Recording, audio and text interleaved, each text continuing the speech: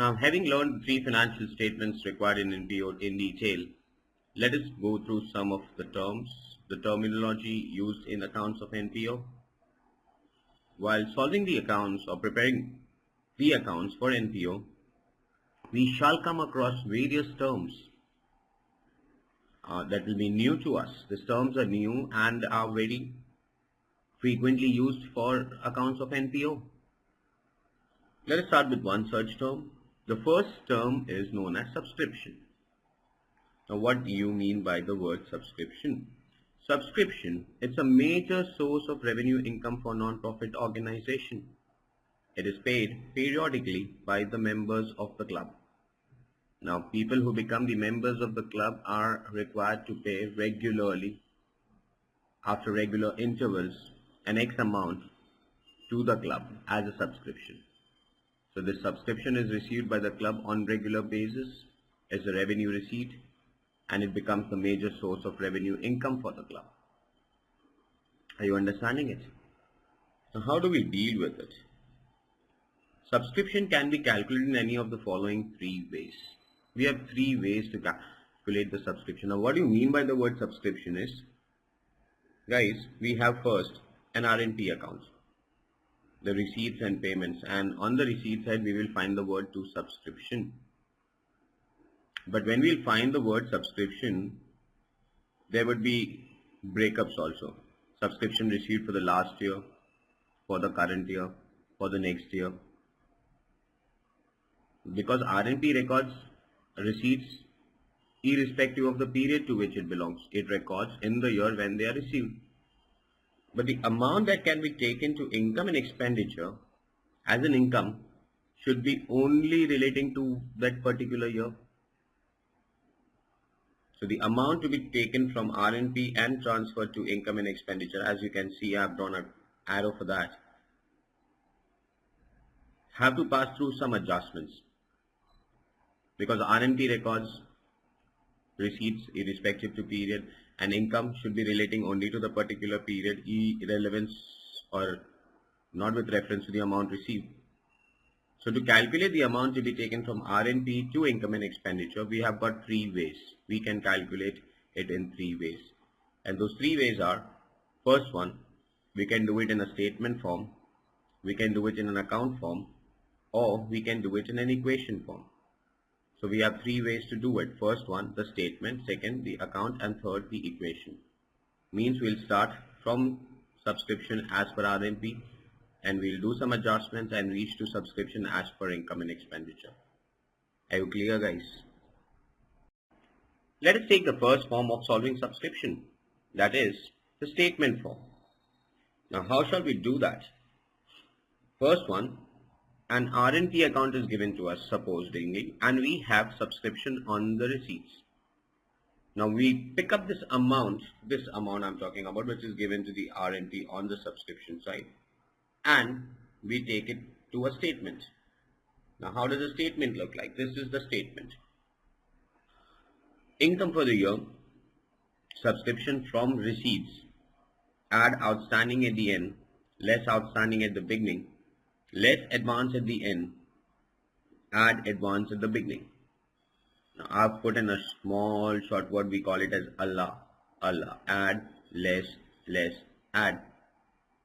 Add, first add starts with, we all know, outstanding at the end. We have been doing this adjustment since ages.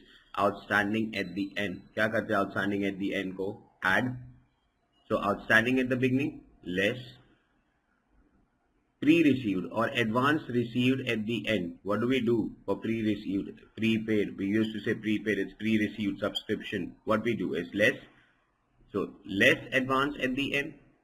Opposite to it, add advance at the beginning. And the resultant amount that we get will be transferred to income and expenditure account as an income. Now check this out, how the process flows. Subscription is taken up from the receipts and payments, put it there, we would pass it through Allah, that is add, less, add. Please keep this in your mind now. Let's start talking along with me. Start mugging this up. First one, it's Allah, add, less, add. Add, outstanding at the end, less outstanding at the beginning, less advance at the end, add advance at the beginning. And the resultant amount we get will be transferred to the income. Are you understanding it, guys? Please remember this part. Take this with me once more. First one, add, less, add. Ekdam pakka. Okay. Now take the postings. How the postings will start following up. We start with the first word. This amount is taken up from RNP. Second is outstanding at the end. Outstanding income at the end.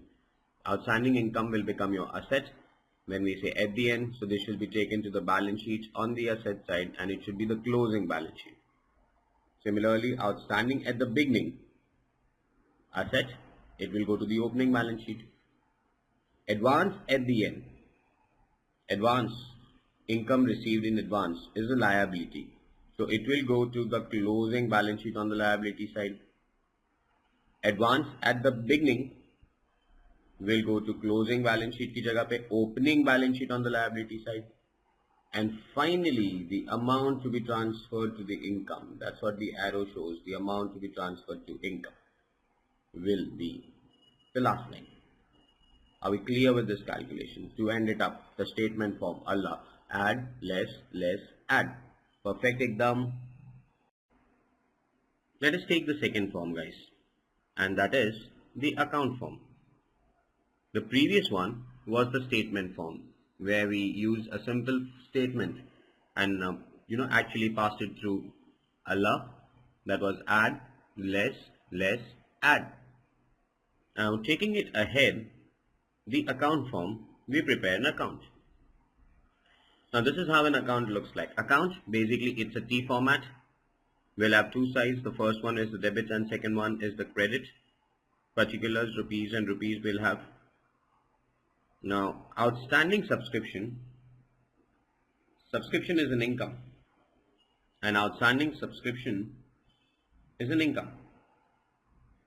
So it will have opening on the debit side. You can see on the debit side on the first part. I'm referring to this part, sir. This part.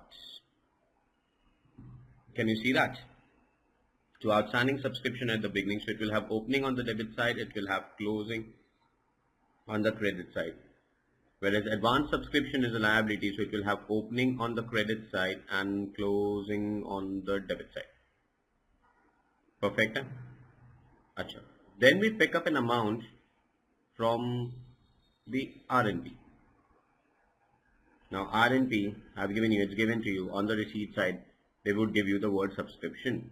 So we pick that amount from RNP and post it to the debit side. What will be the journal entry for receipt of subscription? It's as simple as bank account debit to subscription.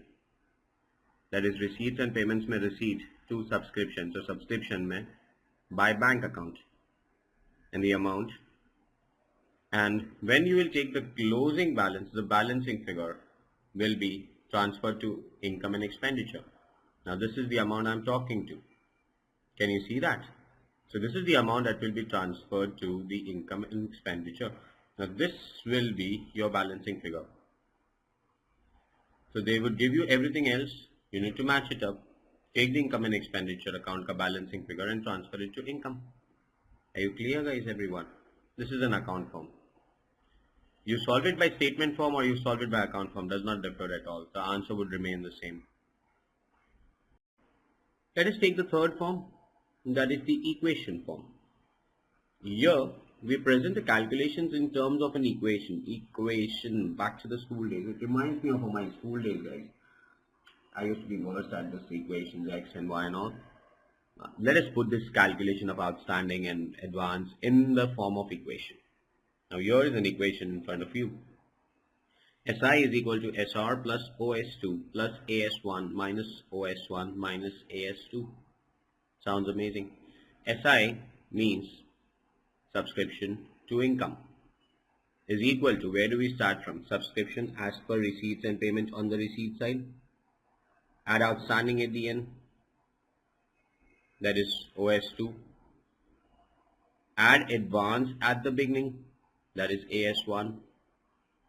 less outstanding at the beginning, that is less OS1, less advance at the end, that is less AS2. Now this is how it works here. Now receipt and payment, an amount is taken from the receipt and payment, that is SR, and we get the amount to be transferred to the income and expenditure on the income side. Are we clear, guys? So we take the amount from the receipts and payments and transfer the amount to the income. The formula SR is equal to OS2 plus AS1 minus OS1 minus AS2. Do we understand this, guys? Perfect exam. Tax subscription. Three forms: statement form, account form, equation form. Now you can work it in any of the three ways. I would show you all my solutions in the form of the statement, because that's what I feel is simpler than all three forms. So we shall solve the questions according to the statement form. Perfect? Cool. Let us have a practical question only on subscription. What's it? We studied too much on the theory part, right? Let us look at the practical calculation also. Let me put an illustration for you. Illustration number 1. In fact, I've put couple of illustrations, not couple, 3 illustrations I've put only on subscription. There are so many permutations and combinations possible in subscription that we need to understand them. And I also believe that if we can crack subscription, 90% of NPO is done. Let us not waste time. First one. Calculate the subscription for the year 2012 from the following particulars of the club. Subscription received 1,50,000. Received, that means it is as per RNP. Subscription received 1,50,000. On 1/1/2012, on 31st December 2012. On 1/1/2012, that means it's a beginning. On 31st December 2012, that means it's the end. So outstanding at the beginning is 9, outstanding at the end is 7. Advance at the beginning is 4, and advance at the end is 6. Let us put it in the solution form now. First of all, let's prepare the statement. Now, you know the statement. Subscriptions from receipts and payments. Add outstanding at the end, less outstanding at the beginning, less advance at the end, add advance at the beginning. And the amount that we'll get will be subscription transferred to income. First things first, subscription received was 1,50,000. Outstanding at the end. How much was outstanding at the end? This is at the end and this is outstanding at the end. Do you understand that? So the next will be 7,000. Outstanding at the beginning is, I guess, 9,000. So next will be 9,000. Advance at the end. Advance at the end. Is it 6,000? So the next will be 6,000. And advance at the beginning, final cut, and that is 4,000. So the next one will be 4,000. The calculation part now. 1,50,000 plus 7 is 157. Minus 9 is 148. Minus 6 is 142. Plus 4 is 1,46,000. So 1,46,000 will be transferred to income. Are you understanding it? Now where shall we transfer that? Keep a check on this part. I'm highlighting it for you. Where shall we transfer? Subscription 1,50,000 is taken from RNP. 9,000, that is outstanding at the end. So this will go to closing balance sheet on assets. Sorry, 7,000 will go to closing balance sheet on assets. 9,000 will go to opening balance sheet on assets. 6,000 will go to closing balance sheet on the liability side. 4,000 will go to closing balance sheet, opening balance sheet on the liability side. And finally, 1,46,000 will be the subscription that will be transferred to income. Are you understanding the parts? Take the statement, understand the statement, add, less, add. Write it, write and practice it, guys. Let us take illustration number 2 on subscription again.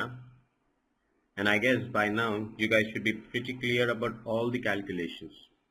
So I would request you guys if you can work this illustration along with me. Can we do that? Chalo, let's start. The question. First, calculate the subscription to be credited to income and expenditure account for the year ended 31st December 2012 from the following information. Subscription received in 2011 is 1000. Not subscription received in, subscription received for 2011 is 1000. For 2012 is 4000. And for 2013 is 800.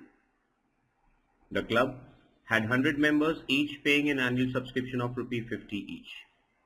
100 members, everybody should be paying 50. And subscription outstanding as on 31st December 2011 were 1200.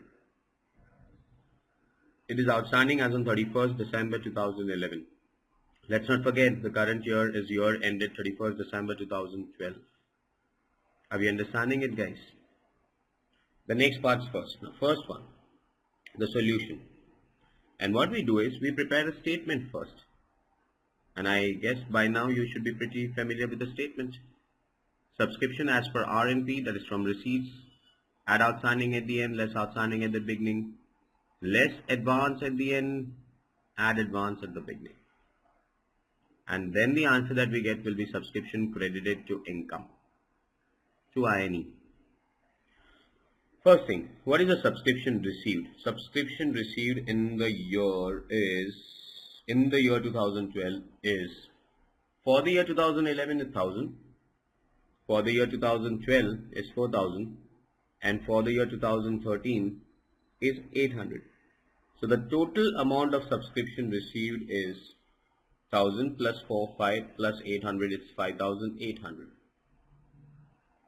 The next thing, the adjustment tells you that a club has got 100 members. I'm looking at this. Club had got 100 members, each paying an annual subscription of how much? Each paying an annual subscription of 50. Do you agree with that one?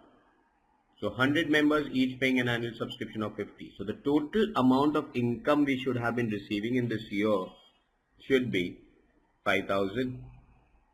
So amount 5000 is the total amount that we should have been receiving in the current year. Check this out. Achha. Next thing they told us was that subscription outstanding as on 31st December 2011 were 1200. Outstanding at 31st December 2011. 31st December 2011, is it beginning of the year? So subscription outstanding at the beginning of the year is 1200. Outstanding at the beginning 1200. Achha. Now let's start thinking year by year. Huh? Outstanding at the beginning means at the start of this year 1200 was receivable. Now see the breakup they have given to you. I am referring to this breakup. The amount received for 11 was 1000. 1200 was outstanding and we received 1000. That means, can I say 200 is still outstanding? This 200 is outstanding for the year 2011. Again, for 2012, if you have a look at, for 2012 we have received 4000 and we should have been receiving 5000. So what is outstanding? 4000, 5000. Can I say 100 is outstanding for the year 2012? 100 nahi, 1000. 1000 is outstanding for the year 2012. 1000 for 2012, 200 for 2011. The total outstanding at the end will be 1200. Are you clear with that one? Further, rupee 800 is received for the year 2013. We are standing in 2012 and we are saying that amount is received for 2013. That means, can I say this is nothing but advance received? So the amount of advance received at the end is 800. Third line, advance received at the end is 800 and this shall balance your calculations. Check the calculations out. It's 5000 plus 1200 less 1200 remains the same, less 800. So 5800 minus 800 answer comes to 5000. Are we clear, everyone? Go through this illustration once again. It's a very amazing combination. One more illustration. And this time again on subscription. This is illustration number 3. The question. Calculate the subscription to be credited to income and expenditure account for the year ended 31st December 2012 from the following information. Subscription received in the year 2012 for the year 2011 is 10,000, for the year 2012 is 60, and for the year 2013 is 12. Point 1. Subscription received in advance as at 31st December 2011 was 11. Subscription outstanding as at 31st December 2011 is 12. And subscription outstanding for the year 2012 is 8,000. We'll analyze the question as we keep on solving the question. Solution. First one, statement form. Subscription from receipt, add, less, add. Now this has become a song to me. Add, less, add. Pakka na, add. Outstanding at the end, less. Outstanding at the beginning, less. Advance at the end, add. Advance at the beginning. It's so simple. And then the answer that we get will be transferred to the income, credited to income and expenditure account. First things first. Subscription received in the year 2012, total amount, irrespective of for which year it has been received. 10,000, 60,000, 12,000. 10 plus 60 plus 12. 10 plus 60, 70 plus 12, 82. So subscription received is 82. Are we clear? Pakka ekdam. Second, add outstanding at the end. Less outstanding at beginning, and the format. But adjustment number 1 tells you subscription received in advance as on 31st December 2011 is 11,000. 31st December received in advance, 31st December 2011. What is the current year, guys? Is it 2012? Now, received in advance at 2011, can I say this is advance at the beginning? So check this out. Subscription advance at the beginning is 11,000. Perfect. Adjustment number 2. Subscription outstanding as at 31st December 2011. Same things again. Outstanding this time as at 31st December 2011 is 12,000. But again, this is outstanding as on 31st December 2011. So outstanding at the beginning is 12,000. Check this out. Clear ekdam? Perfect. Third one. Subscription outstanding for the year 2011, for the year 2012, sorry. Subscription outstanding for the year 2012 is 8,000. For the year 2012, मतलब 2012 का 8,000 बाकी है. अच्छा, what about previous year, 2011? They said outstanding was 12 and we have received 10. So the outstanding for the year 2011 is 2,000. 2,000 अभी भी बाकी है 2011 का. Plus 2012 का कितना बाकी है? 8. Now 8 plus 2, the total outstanding at the end comes to how much? 10,000. Perfect एकदम. अच्छा. Then इससे हम कोई members नहीं दिया है, so we don't know the exact income. So 2012 में कितना मिला, that becomes irrelevant. But you look at this part. Now we received subscription for 2013 also. We are in 2012. We received it for 2013. Why? Because it is advance at the end. So subscription advance at the end. Add nahi karna hai, less karna hai, and the amount is 12,000. Are we clear with that one? Cool. Now the calculation. First one, 82 plus 10, 92. Minus 12, 80. Minus 12 again, 68. Plus 11, 79. So subscription received credited to the income account or income and expenditure on the credit side will be 79. Are we clear with all the calculations? Now these are the 3 illustrations of subscription. I shall go ahead with the next terms now. Enough of subscriptions. Are you all clear? First the statement. Add, less, add. That's what you need to learn from this. the next terminology used in the accounts of NPO, and that is the entrance fees or the admission fee. Now, what do you mean by the word entrance fees or the admission fees? It is the initial amount which is paid by the members. Now they have become members. So by the members who actually intended to become the member of association. Now to attain the membership of the association, we need to pay the fees, and that is known as entrance fees. Now people, for example, students who want to join the school, they'll have to pay admission fees. So this is entrance fees or admission fee. It should be treated as the capital receipt and should be credited to the capital fund account.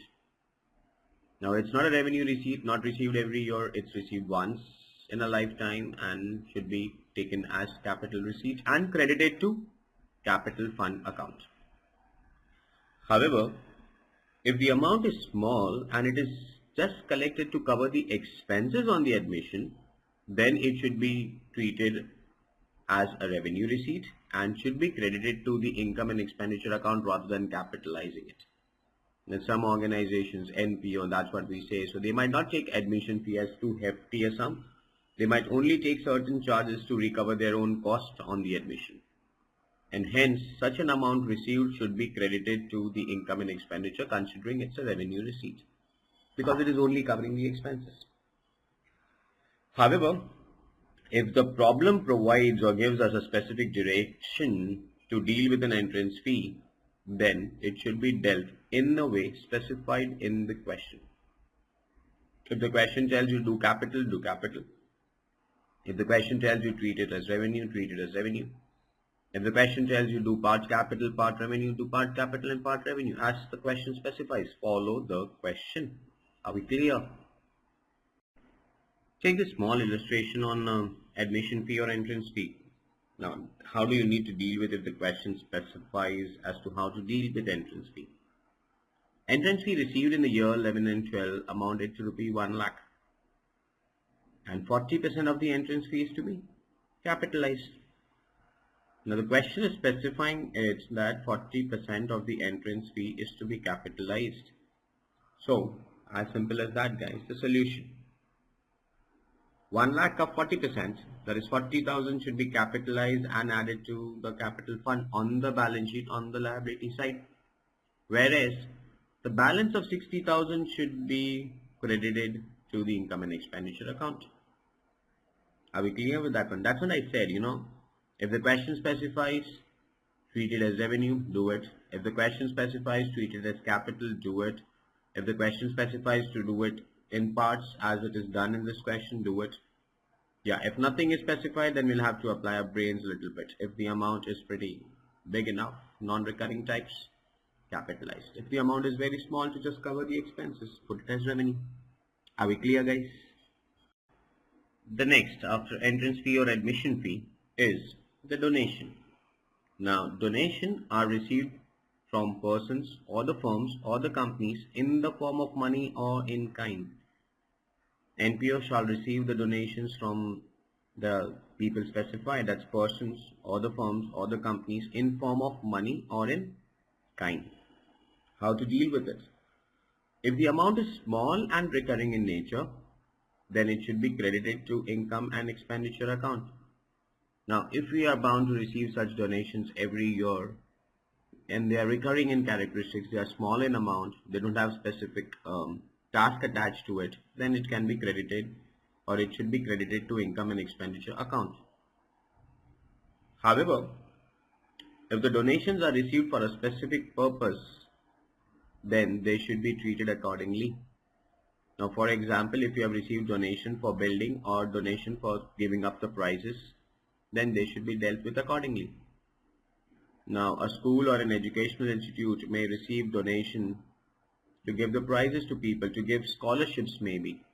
Then it should be dealt with accordingly. It should be utilized for giving prizes and scholarship. An educational institute might also receive donation for building, constructing a new building. Then in such cases, the donation received should be used for constructing building. Yeah.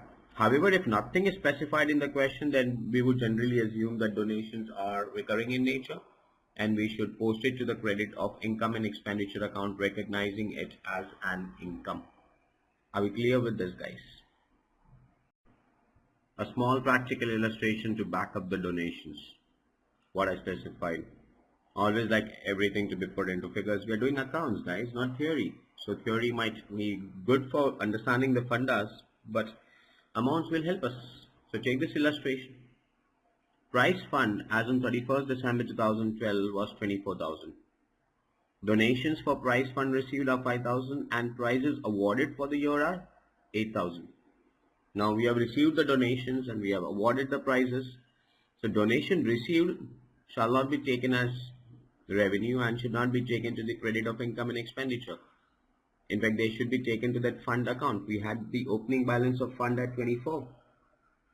Simultaneously, the prizes awarded should not be taken as revenue expenditure. It should be subtracted from the fund. See the solution. Check this out. I have given you an extract of the balance sheet. Liability side. The prize fund was 24. Opening balance. Add the donations, that is 5,000 donations. Now check this out. We have received the donations for 5,000. They are added to the fund 5,000. And prizes awarded were 8,000 for the year. So the prizes awarded are subtracted for 8,000. So finally what we get is 24. Add 5 less 8. 24 plus 5 is 29. Less the 8 is 21,000. So the balance of the prize fund at the end of 31st December 2012 will be 21,000. Are we clear with this, guys? Understanding it? Perfect. The next terminology is the legacy. Now, legacy is any amount or any other item received from a deceased person under the terms of the will. Now, a person has died and he has made a will that a cash or check or any amount or anything that has to be given to an NPO. If the legacy is received for the specific purpose, then it should be treated accordingly. That means if certain specified restrictions are used, that means it should be used only for one specific purpose, then it should be used accordingly and treated accordingly in accounts. However, if the purpose is not specified, then the legacy should be capitalized and should be added to the capital fund. Are you understanding this? If the purpose is not specified, then it should be capitalized. However, under no circumstances, legacy can be treated as a revenue income. Because legacy is not received regularly. It's received under a will. People don't die regularly and put it something to an NPO. So legacy is to be capitalized. However, if specific purpose is given, then it should be taken or treated accordingly. Take the next term. The next term is the government aid. Now, at various times, government may help an NGO by the way of grant in aid or as a subsidy. Now, they may grant an aid one time or they may grant an aid regularly after regular intervals, or maybe it can be yearly also. This aid may take two forms. The first one is known as general aid. The second one is known as specific aid. As you can see from the diagram, I have put it into two parts. The first one general and second one specific. Now what's a general aid? These aids are received regularly from the government and hence are to be treated as revenue receipts. And thus it can be transferred to the credit of income and expenditure account. Or it has to be transferred to the credit of income and expenditure. Whereas the second type of an aid is known as a specific aid, a special aid. They are to be treated as capital receipts and they should be added to the capital fund.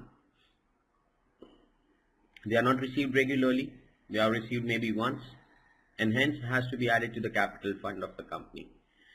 So, to take it up, back from the basic, aid, two types, general aid, specific aid. General treated as revenue receipts and specific treated as capital receipts. The next important term that will be there in NPO will be sale of fixed assets. Now, I may not say this is an important term, but you will very often find in the receipts and payment account on the receipt side the sale of fixed assets. Now the sale of fixed asset is not a revenue receipt, it's a capital receipt. Now that's what the slide tells you. Sale of fixed assets should be treated as a capital receipt and it should be credited to the asset account. However, when we sell an asset, now definitely we shall have a profit or we shall have a loss. Now, what does it mean is that asset account should be credited with the book value of the asset and any profit or loss arising from the sale should be recorded as an income or an expenditure. Now in case if we have a profit, we should record it as an income. If we have a loss, it should be recorded as an expenditure. Let us illustrate this. Now take this small illustration. Can you see a receipt and payment account in front of you? We have receipt side rupees and we have a payment side. The receipt side tells you that we have sold a plant of 1200 for 1200 and the book value of the plant was 1000. That means plant costing 1000 was sold at 1200. Now how do we treat this? I've given you an income and expenditure account and I've also given you the balance sheet.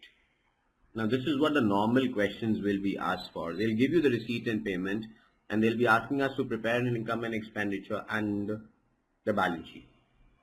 Now check this out. Plant costing 1000 was sold at 1200. So do we have a profit? And how much is the profit? Profit is 200. So this profit will go to the income and expenditure. Now it's a profit, so it will go to the incomes. Amount will be 200. You can see that.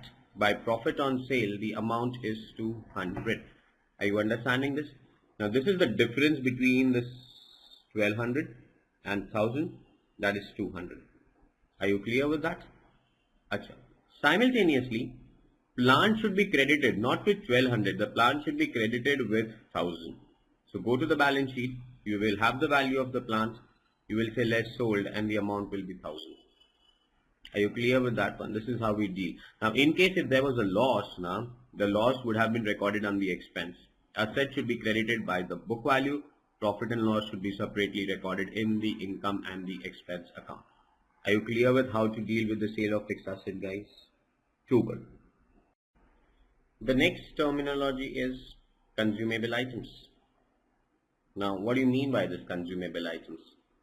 Many times a non-profit making organizations or non-profit seeking organizations consume some consumable items. For example, we have stationery, the sports material, medicines. In such cases, the amount consumed should be debited to income and expenditure account. Now these are the items which are daily used or maybe periodically used. Take like an hospital, so there will be medicines which will be used on a daily basis. Like a sports club, so sports material like cricket balls, footballs, office, stationery. Now these are the items which are daily purchased, consumed. We have opening stock, we have closing stock, and the amount which is consumed should be debited to the income and expenditure account as an expense. Are you understanding it? Yeah, of course. We'll put some practical illustration and look at how do we calculate by the number format. Let us look at the practical illustration of consumable items. So here is a practical example on consumables illustration. Calculate the amount of printing and stationery to be debited to income and expenditure account from the following information. An RNP is given to you. On the payment side, you can see by printing and stationery amount is 890. Adjustment or additional information. The stock of stationery is rupees 125 opening and the closing is 87. Now out of this information, we need to calculate the amount of printing and stationery consumed. Now we put it in the statement form and the calculation is pretty simple. Now this is the statement that we need to remember. Opening stock at purchase less closing stock is equal to consume. Now the statement says opening at purchase less closing is equal to consume. Remember this part. It's a simple thing, we started with X amount. उसके बाद हम लोग एक X amount purchase किया. So purchase. At the end, we had this much of stock. So where is the balance of the stock gone? It's consumed. So the formula is opening at purchase less closing is equal to consume. Let us start posting things up now. Opening stock of stationery, it's given to you. You can see that it's 125.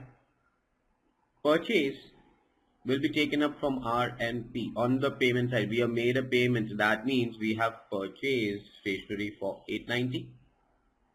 So the total now goes to 125 plus 890 is 1015 less the closing. And how much is the closing? 87. So 125 plus 890 minus 87. Can you see that, guys? So the amount of stationery consumed is 925. Clear ekdam? Acha, how shall we post everything that is written over here? Now the opening stock goes to the opening balance sheet on the asset side. Purchase is taken up from RNP. The closing stock goes to the closing balance sheet as an asset side. And the final amount, that is the amount consumed, 928, will be debited to income and expenditure account. Are we clear, guys? Super. Remember the formula now. I will again highlight the formula. It's opening at purchase less the closing is equal to amount consumed. Perfect and a classic. Cool. And the final word on the terminology now. Too much of words we have studied. We started right from subscription, entrance fee, admission fee, consumable items, donations, government aid, so many words. Take the last one now. The last one is honorarium. Now an honorarium is a token payment made to a person who has voluntarily undertaken a service which would normally command a fees. It is thus an expression of a gratitude rather than a payment for work done. Now NPO, it's non-profit making organization or seeking organization. People do work for NPOs as voluntary work, not as a job. They don't demand a payment. They might do something which might benefit the society. Now, for example, we have an NPO which runs an educational institution, and we have some professors coming and teaching there. Under normal circumstances, when they go to any other institution, they may charge a fee, but for an NPO, they don't. So when NPO makes a token payment to such people, it is known as honorarium. The word itself, honorarium. We honor them by giving a token payment, honorarium. That's honoring them. And hence I told you, it is an expression of a gratitude. It's thanks, sir. Thanks for coming to our institution, providing your services, esteemed services. And it's not a payment. So there's a big difference between the word salary and an honorarium. Yeah, though both of them are expenses and it should be debited to income and expenditure account. In receipts and payment, we shall find it on the payment side and it should be posted to the income and expenditure account on the debit side as a revenue expenditure. That's honorarium. Are we clear, guys? Pakka na? Let us take another accounting or another aspect of NPO, that is fund-based accounting. And before we look into the fund-based accounting, let us understand what you mean by the fund first. Now, funds are cash or its equivalent. It can be cash or anything that can be measured in terms of cash. Under fund-based accounting, in order to keep the records for the funds received or raised for a particular purpose, a separate fund account is to be opened. Now, the purpose for which the fund is set up, any amount received or raised and utilized, to keep records of this, we keep a separate fund account. Now that's how it is specified. Non-profit organization may also set up fund for a special purpose. For example, a club may wish to acquire a building and may set up a special fund for this purpose. Now a club wants to construct a building or acquire a building. Now for that purpose, what would NPO do? They would set up a fund and they would collect the donations. Now that's what the next line says. It should be noted that the amount received through donation for this specific purpose should be transferred to the fund and not to the credit of income and expenditure account. The amount that is received for the purpose, now that is for construction or acquiring of a building, it should not be taken to income and expenditure account and credited and enjoyed as an income. In fact, it should be taken to the fund as collection. Similarly, all expenses for that particular purpose should be charged to the fund and not to income and expenditure account. It should not be debited to income and expenditure, but it should be debited to the fund. However, if it leads to creation of any asset, then after the asset is created or once the asset is created, the fund should be dissolved and should be transferred to the capital account. Now that's what I mean to say. Now there can be two kinds of funds actually. One, let us say general fund, and one is a specific purpose for the creation of asset. General fund, I mean to say, is it is also for a specific purpose, but it does not lead to creation of an asset. And second one is a fund which leads to the creation of an asset. So one fund which has a specific purpose does not lead to creation of an asset. For example, we have prize fund, scholarship fund, we receive the money, we give it. We receive the money, we give it. Whereas second one is for the creation of an asset. For example, we receive donations for the construction of a building. So we receive the donation, we construct the building, and building is constructed, asset. When we give the prizes, it does not lead to construction of an asset. Whereas we spend on construction of a building, an asset is created. Let me not talk too much. Let me give you two illustrations. One, a fund which does not create an asset, how to deal with that. Second, a fund which creates an asset, how to deal with that. Can we do that? Let me take you through illustration on the fund-based accounting. And this time I have created a problem which will give you an idea of a fund actually which is recurring in nature basically, which does not create any asset. Take this example. Following is the extract of receipt and payment account for Gotham Club. Show how would you deal with the items in the account and the information following. Receipts and payment account. Receipts rupees and payments rupees. To donation for prize fund 5,000, by prizes awarded 4,000. And the opening balance of the prize fund was 2,000. Now here the purpose is very specific. It is relating to prizes. Now we have an opening balance, we receive the donation and we give the prizes out of that. But when we give the prizes out of that, basically, it's a purpose, but it does not create an asset. Even though if it does not create an asset, it's a purpose. So now this donation received, the prizes cannot be taken to income and expenditure account. It's that purpose which will define the awards or the donations and so on. So how should we deal with them? Not taking it to income and expenditure and taking it to a balance sheet. Check this solution. I have a balance sheet. Now balance sheet tells me that I have a prize fund. The opening balance of the fund. Check this out. The opening balance of the fund. Can you see the arrows properly, guys? That's 2,000 and I'm posting the 2,000 here. So that's the opening balance of the fund. 2,000. Next one. How much of donation did we receive? 5,000. And how much of prizes were awarded? 4,000. So 2,000 is the opening balance of the fund. We received 5,000 as donation. 2 plus 5 is 7. Less the prizes awarded, that's 4,000. So 5 minus 4, your answer will be 3,000. This is how we deal with the fund. Not taking it to income and expenditure, but taking it to balance sheet liability and dealing it separately. And taking everything related to that purpose into the fund. Are you understanding, guys? Perfect.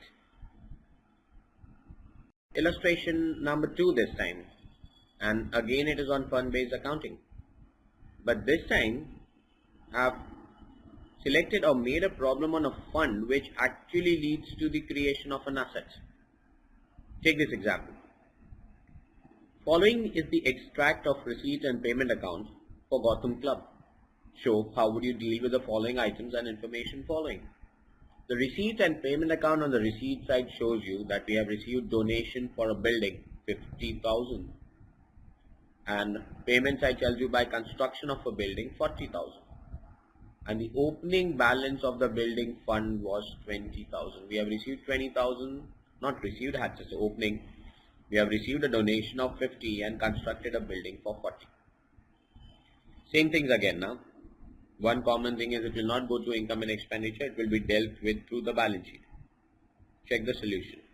I have a balance sheet and I do have a fund.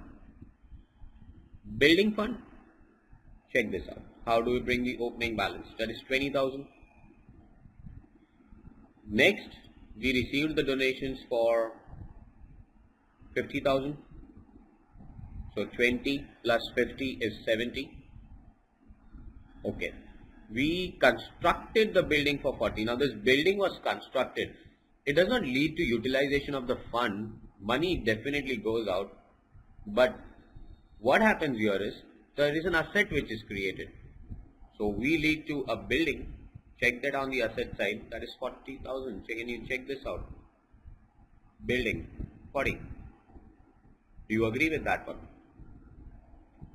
The next thing is very important. Now since we have created an asset for 40, what we can do is we can capitalize the fund 40,000 and take it to the capital fund because the purpose is solved. Check this 40, how it purpose or how it moves around.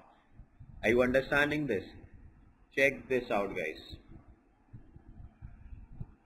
Can you see this? I'll move it again for you. Take it back. Can you understand, guys? Building. This is creation of building for 40. So 40,000 should be taken from the building fund and to the capital fund. Are we clear? Now this is what we do when it leads to the creation of assets. Now what is the balance in the fund? Same. 20 plus 50, that is 70 minus 40 is equal to 30. That will be the balance in the building fund. Are you understanding it, guys? Take these two questions again and try to compare them. You will understand it better.